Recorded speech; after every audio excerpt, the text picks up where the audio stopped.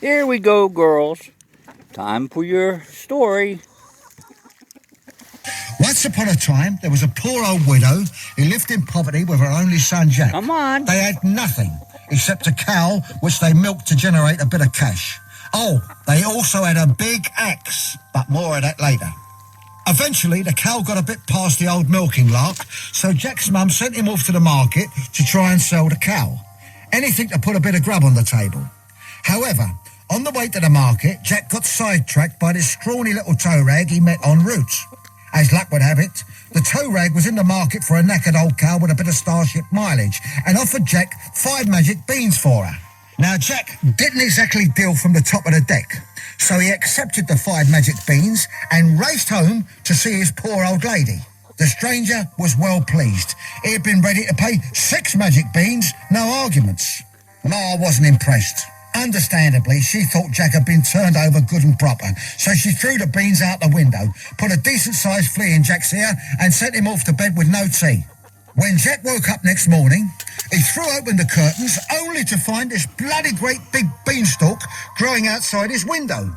It stretched up so far, its top was lost in the clouds. Jack couldn't believe his minces. He rushed outside and immediately set about climbing the huge plant, as you do. When he got to the top, he found this giant castle with a huge front door. When he knocked on the door, a huge woman answered. She was even bigger than Lisa Riley from You've Been Framed, but seemed nice enough and invited young Jack in. The giant lady offered Jack some food and a nice cup of tea, but told him to watch out for a giant ogre of an husband who had a penchant for eating small children whole. Almost immediately, Jack heard the booming voice of the giant ogre and darted into a nearby cupboard. "Fee, fi, fo, fum, I smell the blood of an Englishman," boomed the giant ogreishly. "Don't be so stupid, there are no small children who just climbed up a giant beanstalk here," said his wife, rather giving the game away. Jack was shivering in a small cupboard, scared out of his wits, but luck was on his side. His trousers had barely dried before he heard loud snores as the giant fell asleep. Now, being a bit of a tea leaf, Jack spied a big pile of gold coins on the table.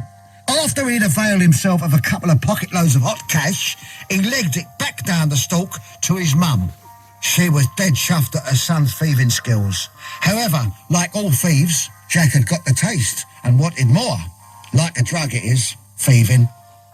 Next morning, he was back up the giant beanstalk and ready to pay the ogre's place a return visit. The big old giant was getting some shut-eye as Jack sneaked in. This time, he nicked a magic hen, which he was delighted to find laid golden eggs. Once again, his old dear was really chuffed at what her son had pinched. Her mind was racing to think of someone she could fence a moody magic hen that laid golden eggs to. She wasn't going to be able to shift that down the pub, she was certain.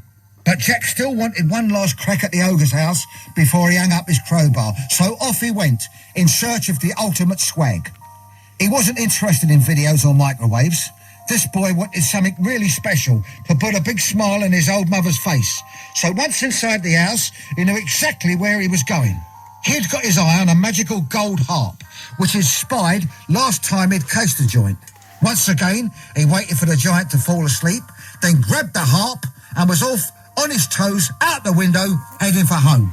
However, Jack wasn't very light on his feet, and the ogre heard him leave. Clambering up, he started to chase after him down the beanstalk. Jack knew he had to act fast, otherwise the big ogre was going to give him a right kicking when he got hold of him.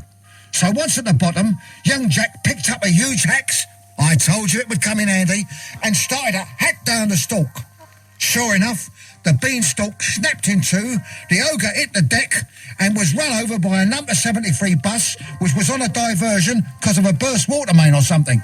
Anyway, the important thing is that he was smeared all over the high street. Well and truly brown bread, which was just as well really, because it meant that Jack was in the clear and him and his old mother could enjoy their newfound wealth. Jimmy the fence tacker took the magic hen off the old lady's hands in return for a briefcase full of used tenors, and the magic harp produced as much Guinness as Jack and his mother could drink. And so it was that Jack and his mum lived happily ever after, and the council had a bloody big clear-up job on their hands.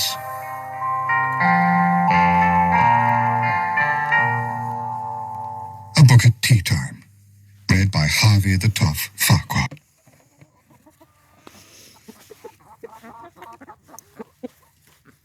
Well, I think I've got a great idea.